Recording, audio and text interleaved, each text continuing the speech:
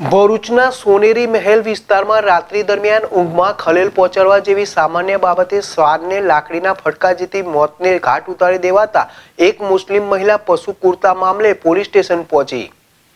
ભરૂચના સોનેરી મહેલ વિસ્તારમાં શ્વાનના 3 ગલુડિયા માતા વિના વલખા મારતા અને કલ્પાંત કરતા નજરે પડતા સ્થાનિકોની આંખો ભીંજાઈ હતી। અસલમાં આ 3 બાળકોની માતાને કેટલાક લોકોએ ગત રાત્રે લાકડીના ફટકા મારી મોતને ઘાટ ઉતારી દીધી હતી। માદા શ્વાનનો વાંક એટલો હતો કે તેના રાત્રે વસવાથી એક પરિવારની ઊંઘમાં ખલેલ પડતી હતી। આટલી સામાન્ય બાબતે કેટલાક લોકો હાથમાં ડાંગ સાથે નીકળી પડ્યા હતા અને માદા શ્વાનને ઘેરી લઈ લાકડીના સપાટા ઝીંકી તેને મોતને ઘાટ ઉતારી દીધી હતી। રાતે આ શ્વાનને બચાવવા કોઈ આગળ આવ્યું ન હતું।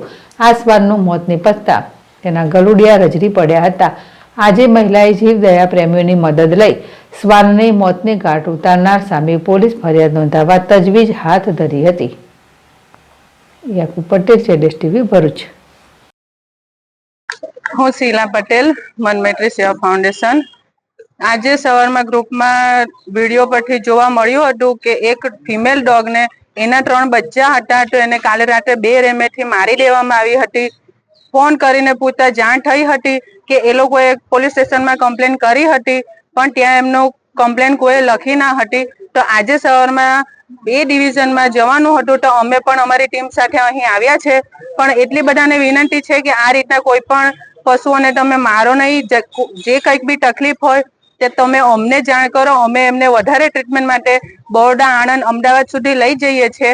પણ આ રીતના તમે એમને મારશો નહીં। અને અમારો હેલ્પલાઇન નંબર છે 7281009100। આના પર તમે કોન્ટેક્ટ કરશો તો અમે જરૂરથી આપની સેવામાં પહોંચી જઈશું અને અમે આ સેવા નિઃશુલ્ક કરીએ છીએ, કોઈ પણ ચાર્જ